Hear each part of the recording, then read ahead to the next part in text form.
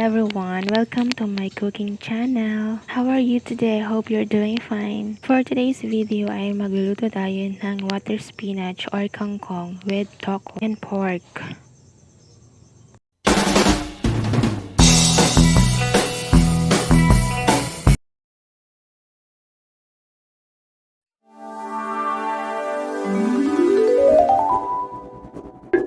Ayan, tapos na tayo mag-into. Ang una nating gagawin ay magpiprito tayo ng tokwa. Piprituhin natin ang tokwa sa katamtamang apoy.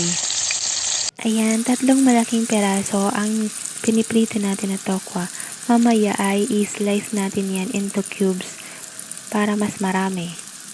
Prituhin natin ang tokwa for 4 minutes. Kung hindi pa siya masyadong brown, pwede natin dagdagan ang minuto. Ayan, binabaliktad natin ang 3 piraso ng tokwa. Tapos na tayo magprito ng tokwa, hangiin natin ito.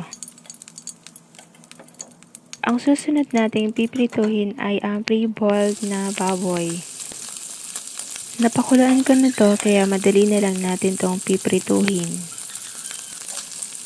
Kung hindi pa po kayo nakasubscribe sa aking channel, make sure po to subscribe para malagdagan naman ang ating subscribers. Maraming salamat po. Yan, binabaliktad po isa-isa ang karne ng baboy para medyo crispy siya pag kinain natin. Slight lang naman, hindi yung crisping sobra. Ayan, tapos na tayo magprito ng baboy. Ilagay lang natin ito sa bandang gilid ng ating kawali. Huwag na nating hanguin.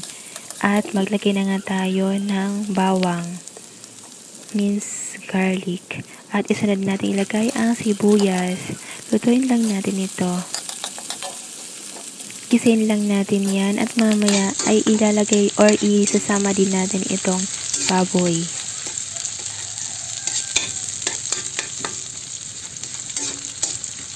Ilagay na din natin ang ating hiniwang kamatis.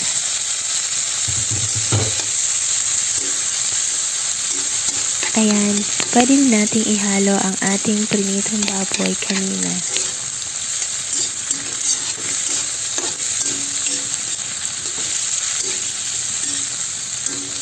Haluin lang natin yun, guys.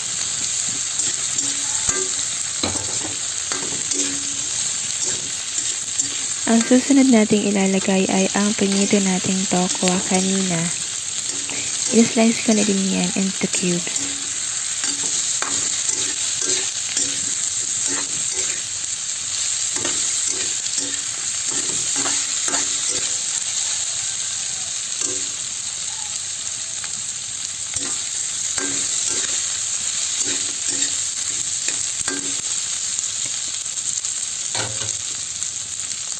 Lagyan na din natin ito ng asin para may lasa na ang ating ginigisa.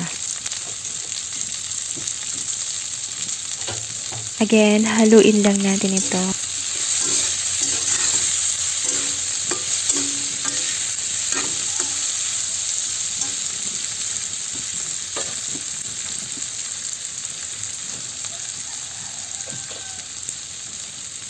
Ang susunod nating ilalagay ay ang dinurog na paminta.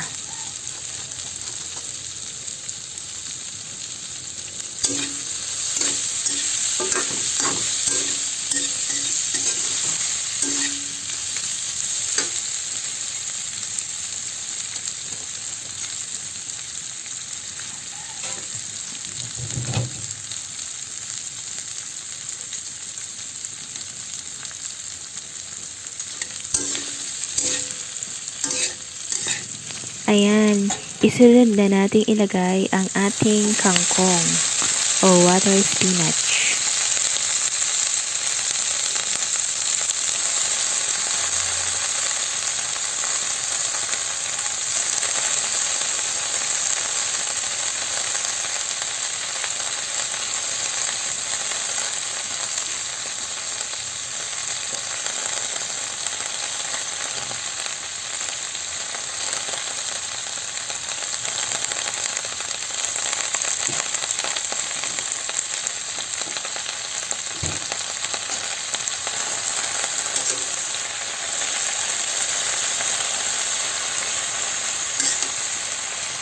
Haluin lang natin.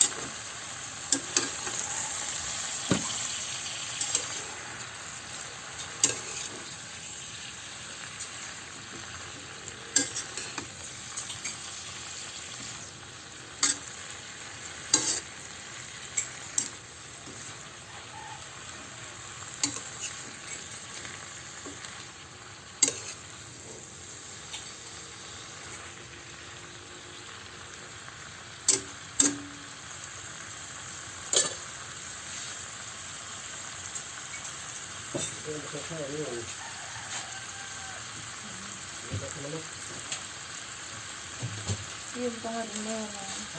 Bigay ko yung mamaya.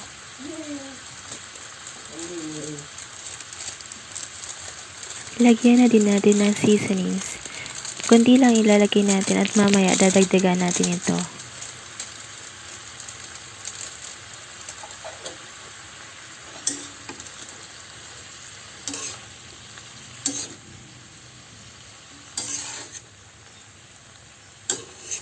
Kung nakaabot na po kayo sa part na ito o hindi pa po kayo nakasubscribe, please do subscribe po and paki-like na din po itong video. Maraming salamat po.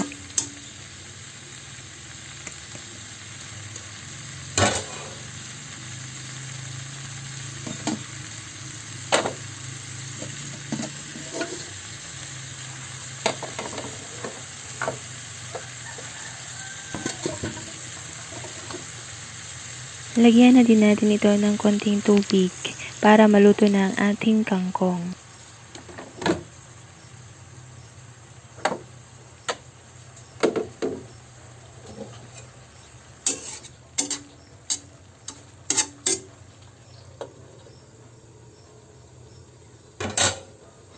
Lutuin lang natin ito ng mga 5 minuto. Pagkatapos ng 5 minuto, ito na ang ating nilulutong kangkong. Maglagay ulit tayo ng seasonings. Ang nilalagay ko dito ay magic sarap. Kunti lang kasi ang nilagay natin kanina.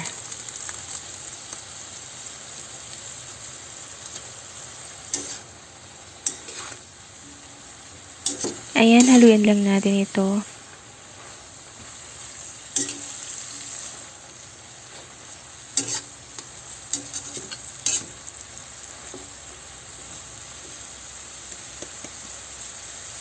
Lagyan na din natin ito ng soy sauce.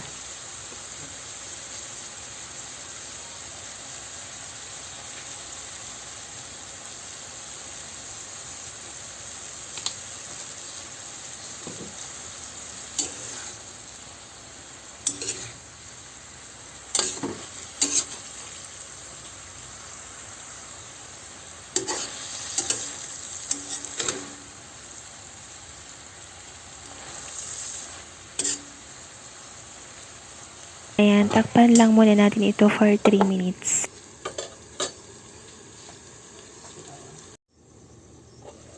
After 3 minutes, ito na ang ating kangkong.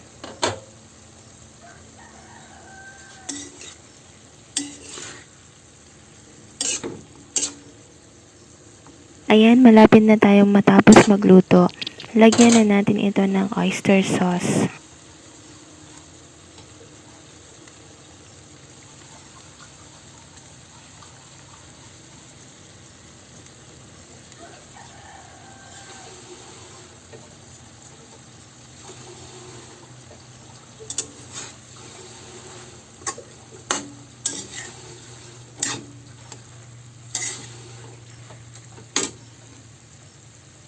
Hindi natin ito ng konting asukal, mga half teaspoon lamang.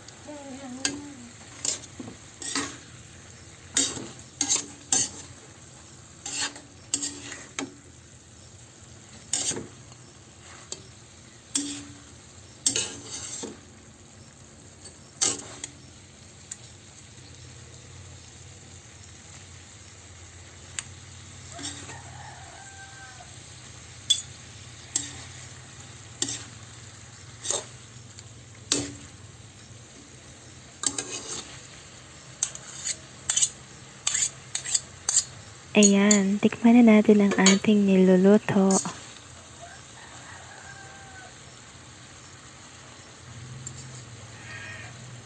Napakasarap niyan guys. Kaya kung ako sa inyo, magluto na rin kayo at napakasustansya pa ng ating nilutong kangkong. At may kasama pa siyang tokwa at baboy. Napakasustansya din ng tokwa. Tipid ulam to guys kasi ang babala ng presyo ng kangkong. Nasa 15 pesos lang ang bundle niya. At ang tokwa naman ay yung malaking tokwa ay lang 30 pesos. Makakailang luto ka na din nun.